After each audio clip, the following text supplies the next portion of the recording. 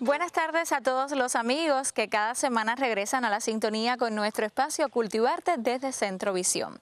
En esta oportunidad regresamos hasta la casa de nuestro amigo Ricardo. Aquí llegamos para conocer hoy acerca de las plantas. Vamos a hacer un recorrido por varios tipos de plantas hasta llegar a las siempre adoradas plantas con flores. Bienvenido nuevamente y es un placer recibirlo. No, el placer es mío. Buenas tardes. Bueno, ¿cuál es la esencia de todo el recorrido que hoy realizaremos desde el reino Plantae hasta llegar hasta las plantas con flores, para que los amigos televidentes no abandonen la sintonía? Vamos a hacer primero una breve reseña botánica de forma tal que las personas entiendan.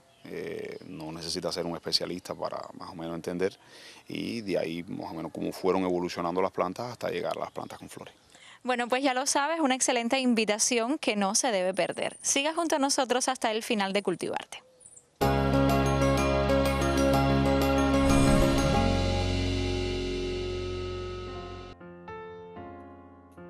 En el reino vegetal se reconocen dos grandes grupos superficiales: plantas con flores y plantas sin flor. En la flor se agrupan todas las partes encargadas de la reproducción en la mayoría de las plantas. Las conocidas como espermatofitas, productoras de semillas, han desarrollado los sistemas de reproducción más complejos: las gimnospermas y las angiospermas. Aún hoy cerca del 90% de las plantas terrestres pertenecen a este grupo. Con unas 257.000 especies vivientes, las angiospermas son las responsables de la mayor parte de la diversidad en espermatofitas, en embriofitas y en viriodofitas. Así como posee muchas especies, este grupo se caracteriza por una enorme diversidad de hábitos y haber ocupado prácticamente todos los nichos ecológicos posibles. Hay plantas arbustivas y herbáceas, las hay terrestres y acuáticas. Se encuentran tanto en los desiertos como en los pantanos, en el nivel del mar como en lo alto de las montañas. Su diversidad de especies es mucho más alta en zonas tropicales y húmedas.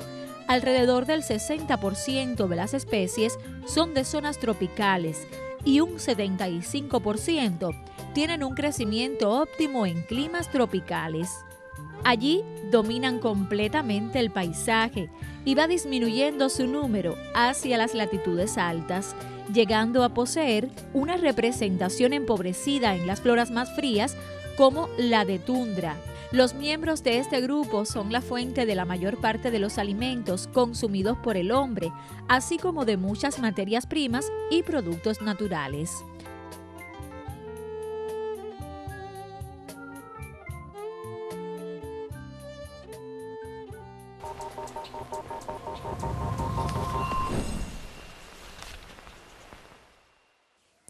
Llegamos nuevamente en esta emisión de Cultivarte hasta la casa de nuestro buen amigo Ricardo.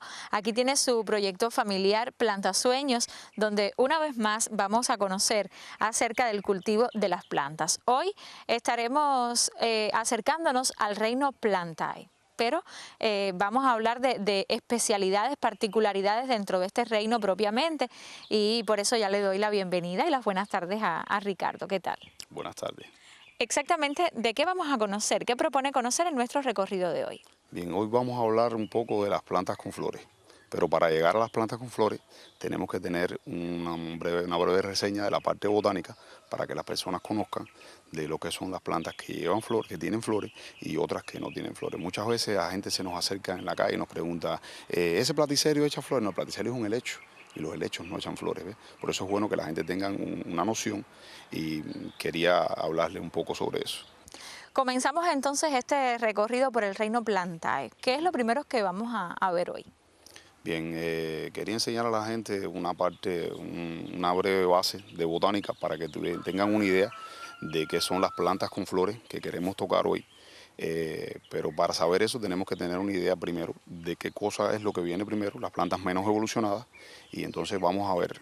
Lo primero que se ve en botánica básica son las algas, los hongos, que son plantas menos evolucionadas, y a partir de ahí empiezan ya lo que es la parte de planta como tal, que realizan clorofila, como los helechos. Los helechos son, vamos a ver un momentico. Vamos. Los helechos son pteridófitas. Esto es un helecho, El platicerio es un helecho, ¿ves? Este helecho de tornillo, este helecho palmato. Los helechos tienen haces vasculares. ¿Qué son los haces vasculares? La parte del interior de la planta que le permiten la subida y la bajada de las sustancias nutritivas. ¿Ves? No tienen una raíz principal, tienen un rizoma, ¿ves? Como tal. A partir de eso surgen entonces las otras plantas. Podemos encontrar el caso de las espermatofitas, que significa esperma, significa semilla, y fito significa planta. Las espermatofitas se dividen en dos partes. Las ginospermas, que gino significa descubierto o desnudo, y esperma, semilla, semilla desnuda. ¿Ves?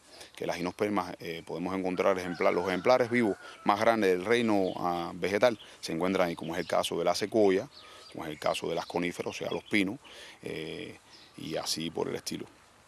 Y las angiospermas, que son la mayoría de las plantas estas que cultivamos nosotros como plantas ornamentales, plantas que sirven para alimento y demás, podemos encontrar angio, significa cubierta, y esperma, dijimos ahorita que significa semilla, semilla cubierta.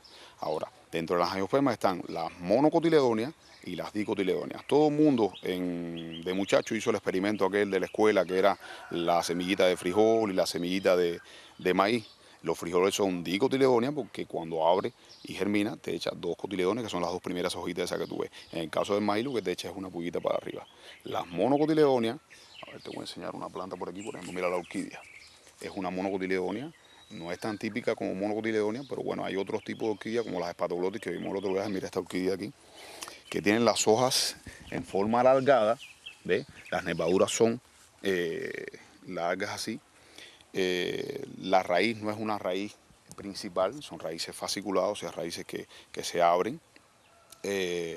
Las flores son muy vistosas, son de porte herbáceo, y entonces están, como en el caso de las orquídeas, los lirios y demás.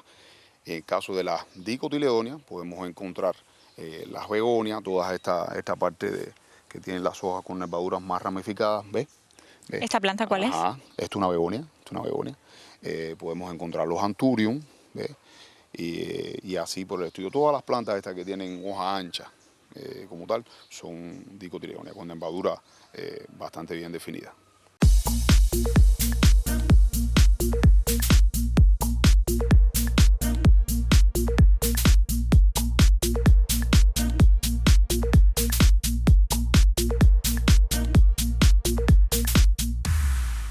Las plantas con flores siempre llaman mucho la atención, quizás también por la diversidad de colores, la multiplicidad de colores que poseen. Las plantas con flores, ¿qué características tienen?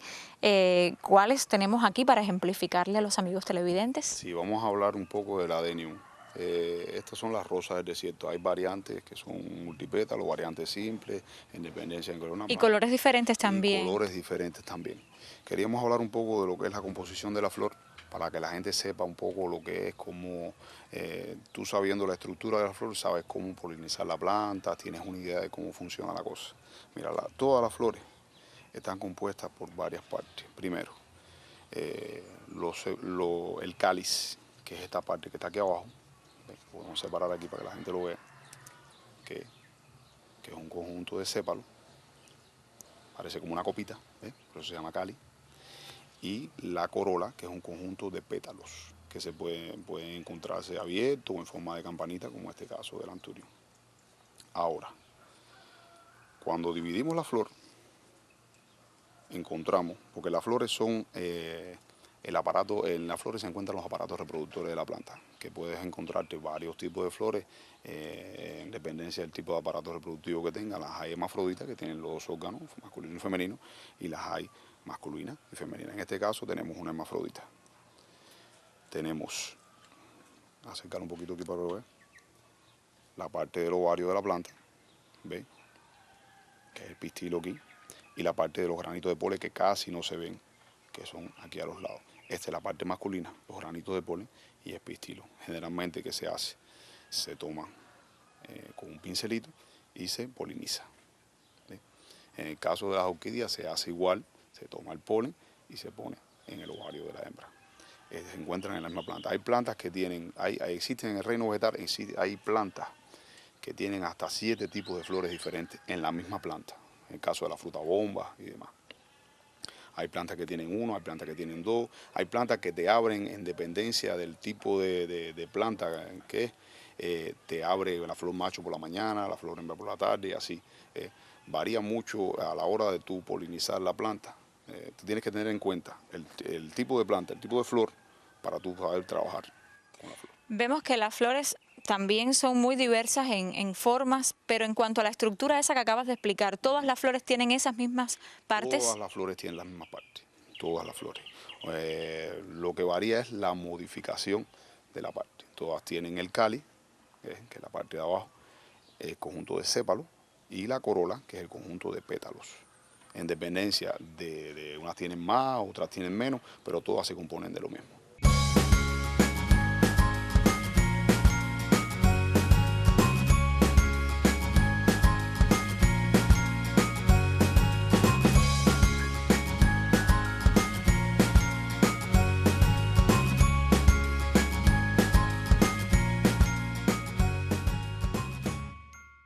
Buenas tardes.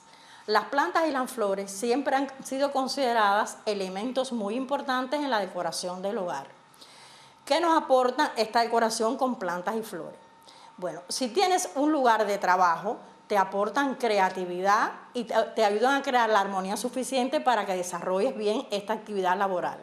Ayudan también a reducir el estrés porque su cuidado y su atención nos ayudan a concentrarnos para poder atender mejor estas plantas. Otra cosa importante que tiene la decoración con plantas y flores es en qué lugar de la casa lo debes colocar. Ellas aportan grandes energías positivas en el desarrollo de la armonía de tu hogar, pero cuidado, porque no todas están acorde a los diferentes lugares de la casa. Por ejemplo, un ramo de flores a la entrada de tu hogar, en tu salón principal, en el hall o recibidor, es muy favorable para que entre la armonía y la energía positiva a tu hogar. Sin embargo, ¿qué debes conocer? La ubicación y la orientación de tu hogar es muy fácil. ¿Por qué? Porque todos conocemos por dónde sale el sol. El sol sale por el este y se oculta por el oeste. De ahí para la ubicación favorable de la orientación que debes tener norte, sur, este u oeste. Siempre que las ubiquemos dentro del hogar, también debemos tener en cuenta en lugares luminosos si las vamos a colocar en la zona sur, pero teniendo en cuenta que el sol no les dé directamente porque pueden marchitarse. En la zona sur, ¿qué ventaja nos trae ubicar las plantas con flores? Que es un lugar donde podemos analizar problemas que tengamos y queremos darle una solución lo más favorable posible.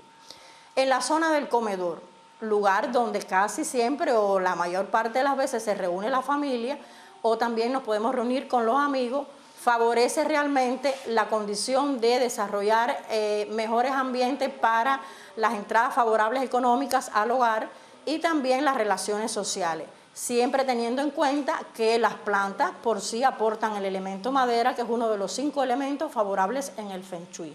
Estas actividades que desarrollamos en el comedor son todavía más favorables si la vivienda está ubicada en esta zona hacia el este y el sureste. No así en el caso de la cocina. En la cocina también son recomendables las flores porque, bueno, desarrollamos toda la elaboración de los alimentos en el hogar.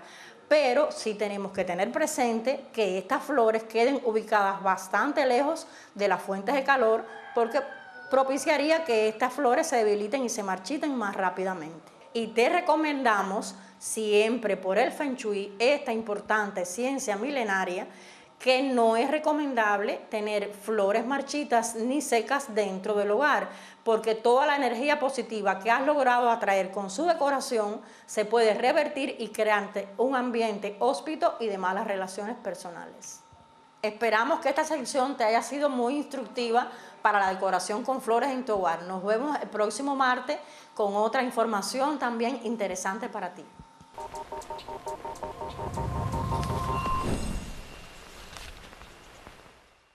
Hablemos un poco, Ricardo, acerca de la inflorescencia. ¿Cuántos tipos existen? ¿Cómo puede ser? ¿Cómo se presenta? A ver, existen unos cuantos tipos de inflorescencia y en dependencia de ello es la planta que más o menos nosotros queremos cultivar. Existe el caso de umbrella, que es como una sombrilla, vendría siendo más o menos esto, ¿ves? En forma de racimo, que bueno, todo el mundo lo conocemos. La mayoría de las plantas de las musáceas, en caso de los plátanos y demás, tienen inflorescencia de racimo, la flor simple en forma de capítulo también, que son los girasoles, todas las asteráceas, pertenecen a esa familia de las asteráceas, tienen en forma de capítulo, que son varias flores compuestas, en forma de espiga, en el caso mucho de las orquídeas, en forma de espádice, que en el caso de los anturium, que el anturium nosotros vemos la hoja esa de abajo, que parece una flor, en realidad no es una flor, es un nomófilo muy modificado, y el espádice, que es el palito que tiene en el medio, esa es la inflorescencia como tal. Es más o menos lo que se abarca en este reino.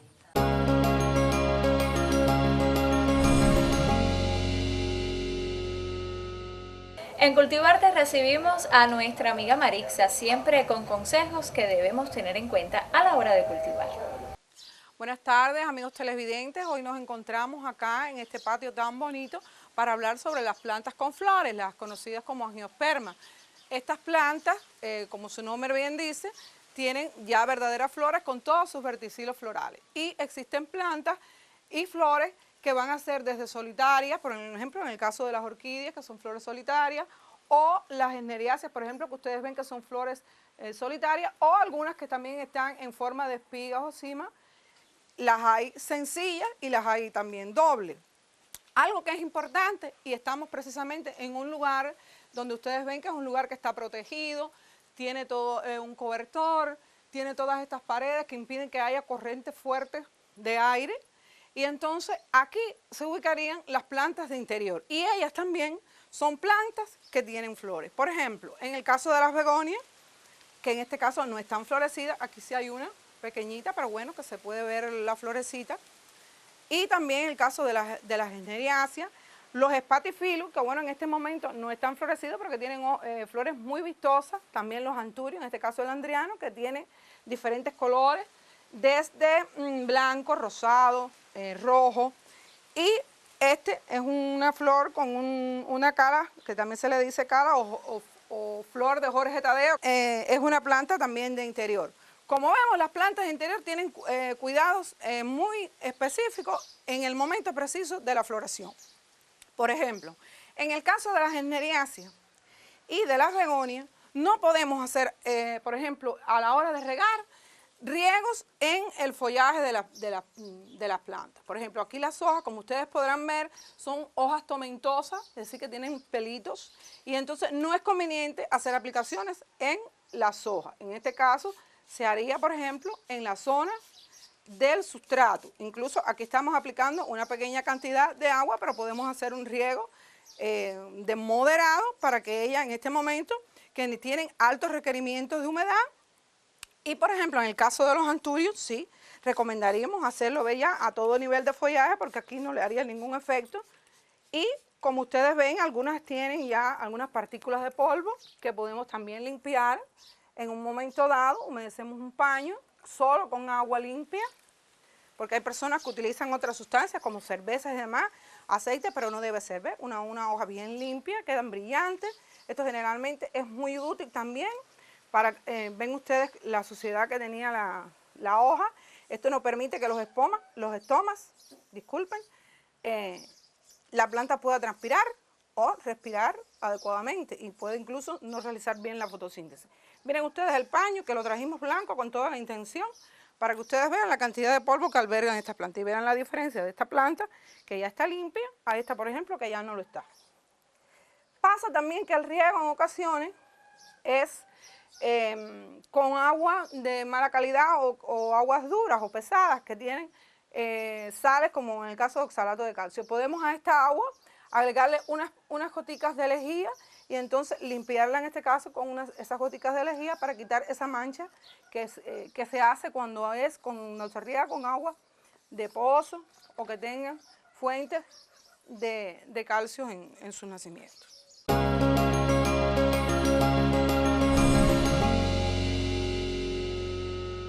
En esta etapa de floración, tanto las plantas exteriores, es decir, que viven a pleno sol, como las interiores, necesitan cuidados especiales. En estos momentos, ellas tienen requerimientos altos en cuanto a nutrientes, y es por eso que podemos hacer aplicaciones de diferentes materiales que tenemos en la casa. Por ejemplo, la ceniza de madera, que es muy útil porque es rica en potasio, y la podemos aplicar lo mismo así, sólida, que se puede también aplicar, bueno, vamos a aplicar un poquito aquí en esta zona, pero también la podemos diluir en agua y entonces aplicarla también a lo que es el sustrato de las plantas. Esto se debe hacer generalmente al inicio de la floración, es decir, cuando comencemos a ver los primeros brotes. Ya una vez que floreció no sería prudente realizarlo porque sobre todo en las temporadas estas de invierno hay muchas plantas que no florecen. En este caso sí, porque bueno, son de esta época, son plantas que lo hacen en este momento precisamente y entonces es que hay que tener mucho más cuidado con ellas. Otros cuidados que podemos tener también con estas plantas son, por ejemplo, el caso de las plagas y de las enfermedades que en esta temporada de invierno también son mucho más frecuentes. Aquí, por ejemplo, tenemos una orquídea que ya floreció y entonces nosotros debemos, por ejemplo, cortarle aquí con mucho cuidado un corte transversal de este pedúnculo que ya no funciona, está seco. Y también aprovechar ya la oportunidad para cortar, por ejemplo, alguna ramita que esté dañada, algún pseudobulbo trasero que esté afectado. Y aprovechar también hacer escarde. En este caso aquí, por ejemplo, se nos coló un helechito, que bueno, si es a gusto del consumidor dejárselo, se puede dejar, pero si no, ella va a competir también con los nutrientes. Entonces, eliminar todo esto. Y podemos también, en este caso, ven aquí, que hay alguna presencia de guaguas, que ya, bueno, se han ido retirando, pero que todavía nos quedan algunas. Entonces, ¿cómo hacemos esto? Por ejemplo, cogemos un poquito de agua, la humedecemos este mismo pañito que está acá y preparamos una solución jabonosa que debe ser con este jabón que nosotros conocemos como jabón Batey, que se le decía así antiguamente, jabón de lavar.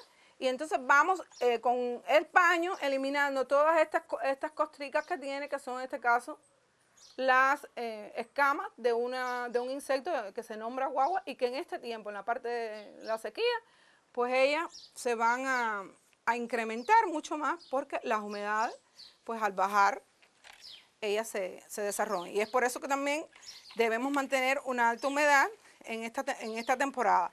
No precisamente en el sustrato, porque debe ser moderado, pero sí, por ejemplo, regar aquí en este caso, en el madero, donde está ubicada, y también mojar el piso, las paredes, para crear esa alta humedad y evitar también, por ejemplo, ataques de ácaro.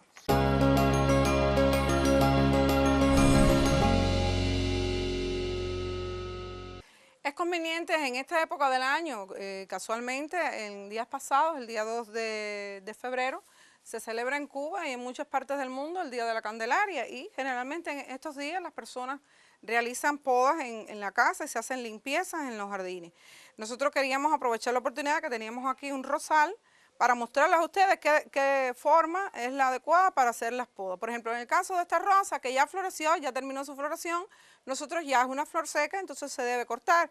Pero en vistas a que ya tiene un crecimiento un poco amplio, debíamos cortarla para aligerar un poco el follaje y así permitir que las flores cuando pesen no se nos caigan. Y ustedes ven como ya la planta se mantiene un poco más erecta. ¿Ven? Esta otra que también está seca, le podemos hacer un corte. Ahora, el corte es importante realizarlo de forma diagonal, porque si lo hacemos aquí, por ejemplo, estos cortes que se hicieron de forma recta. Ven ustedes y aquí incluso se nota que hay afectaciones ya por penetración del agua y eso que no estamos en la temporada de lluvia, así que imagínense ustedes cuando llueve.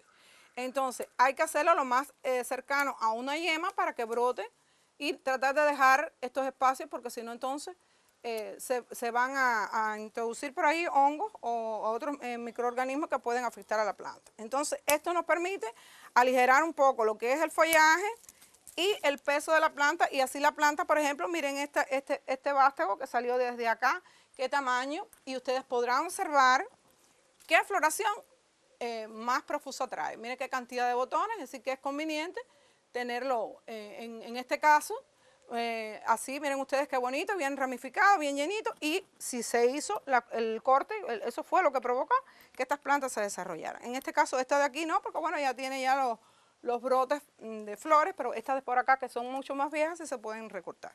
Bueno amigos, espero que los consejos que le hemos brindado en la tarde de hoy sean útiles para ustedes y que nos volvamos a encontrar próximamente para seguir hablando de plantas ornamentales.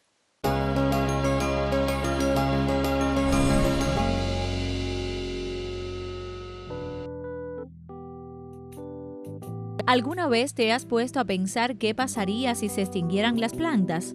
probablemente dirías, la vida en la Tierra estaría en grave riesgo. Y no estarías muy alejado de la realidad. Dentro del reino Plantae se encuentran organismos que tienen como principal característica la capacidad de realizar fotosíntesis, es decir, de crear materia a partir de la energía del sol y de elementos inorgánicos como el agua y el dióxido de carbono. Ellas son parte de un importantísimo grupo de seres vivos que son la base de todos los ecosistemas de nuestro planeta.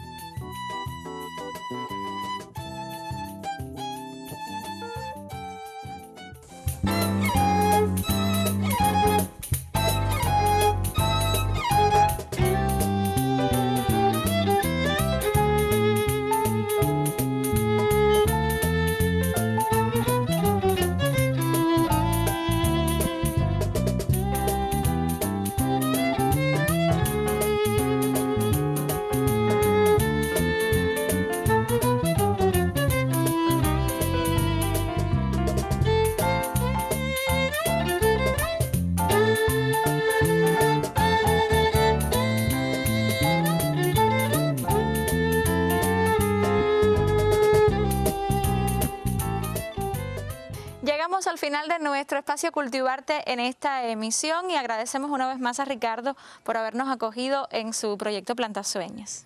Bien, esperemos que de ahora en adelante sepan apreciar un poco más las plantas con flores y cómo tenerlas en su casa. De seguro será así por parte de todos los que han disfrutado de nuestro encuentro de hoy. Y a usted, amigo de Cultivarte, la invitación para que sin falta regrese la próxima semana.